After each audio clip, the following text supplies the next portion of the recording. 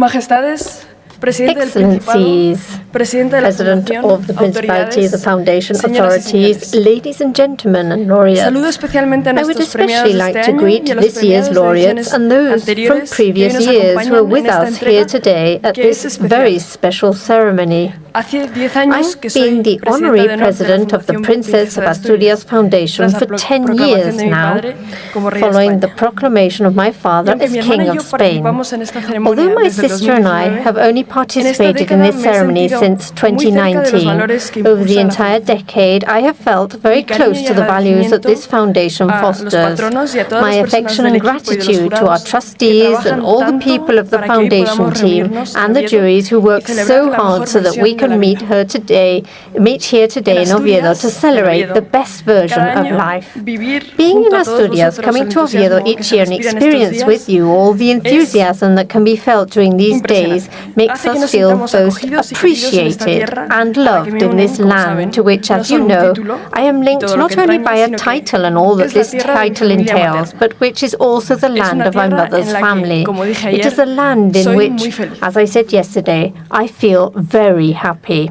Pels voltants de setembre, abans que arribi el fred, Pels volts de setembre, abans que arribi el fred, compren el seu bitllet per el tren de l'esperança. This verse was written by Joan Manuel Serrat 60 years ago now. It is in the song Els Vermandors, the Great Pickers, written in Catalan, and it is a tribute to those forced to leave their homes to go grape picking in far-off places. In Spanish, the lyrics go, around September, before the cold weather comes, they buy their ticket for the train of hope. I quote this now because I like to think that thanks to the work that we recognize here today, the extraordinary individuals sitting here on the stage of the Campo Amor Theatre offer the contrary emotion to skepticism or despair, the emotion of hope. It is the sentiment that shows us that things can get better, that there is always a crack through which a light can shine. This is the hope conveyed to us by our laureates, men and women who combine effort, dedication, and excellence throughout their lives. I have read what Ana Blandiana narrates about what happened in the prisons of the communist dictatorship of her country, Romania. Prisoners passed verses from cell to cell via Morse code as a form of resistance to hatred and madness. For me, for my generation. This fact lends poetry a role that we find difficult to imagine nowadays, but we can nevertheless understand this appeal to hope. When Anna was my age, she was not allowed to go to university, and she has not ceased to stand up to totalitarianism with her fresh, clear, refined poetry, together with her activism in defense of human rights and democracy. This is also what the Franco-Iranian filmmaker, cartoonist and painter Marjan Satrapi has dedicated her life to. In her best-known work, Persepolis, she narrates a childhood and adolescence of repression in her native Iran. In her creations, Satrapi exposes the conditions she experienced in those years with her impressive talent to express the search for a more just and inclusive world, and that gives us hope. Moreover, she has dazzlingly reinvented the shared language of art and communication.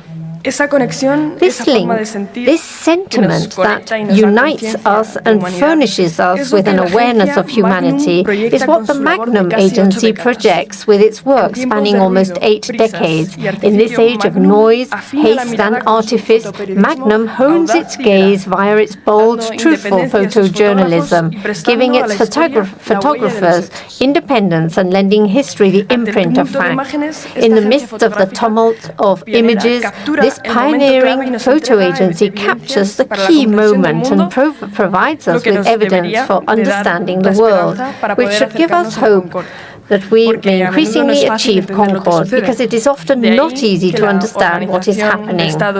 For this reason, the Organization of Ibero-American States is committed to providing the most vulnerable with the necessary tools to better address and understand life, to develop as fully fledged human beings. That is, to achieve social development through education, science, and culture. The OEI, what we often hear, turns into a reality, i.e. only education can transform societies, consolidate democracy, and foster respect for human rights. I do not know whether there is anything more hopeful than that.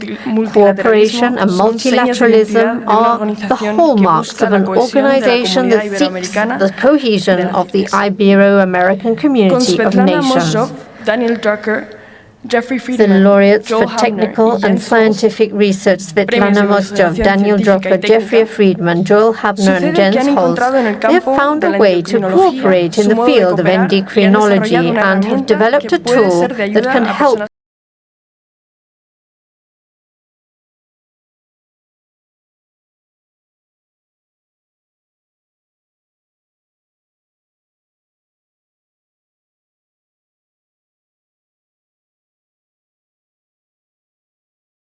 Therein lies great hope.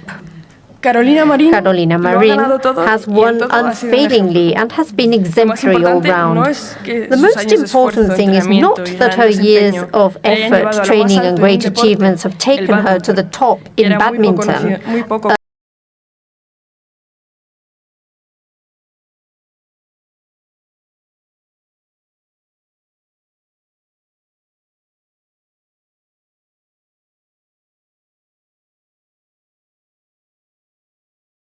She says, I can because I believe I can. And I assure you that for those of us who are about to leave adolescence behind us, these are very valuable words. We are here because our laureates project the courage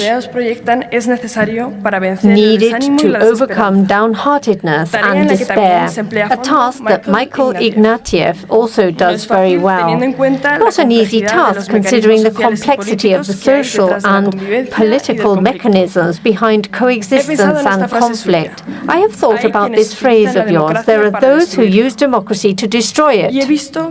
And I have seen that you have spent 4 decades studying the rule of law, public liberties, and individual rights, in addition to ideologies and nationalisms.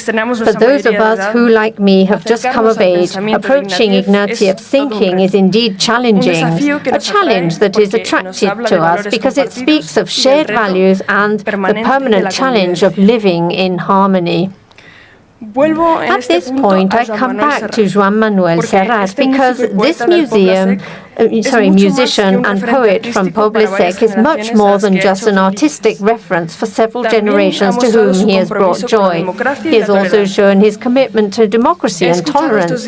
I have listened to many of his songs in recent days, and I have read his lyrics carefully. Serrat declares himself a partisan of life because from time to time, life further enhanced by the artist's brush, giving rise to goose pimples.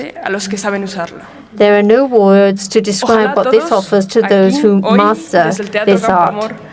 I hope that all of us here today at the Campo Amor Theatre find reasons and opportunities and buy this ticket for the train of hope. And of course, as you well know, fight for what you desire and do not despair if something does not turn out. Today could be a great day, and tomorrow too. Thank you very much.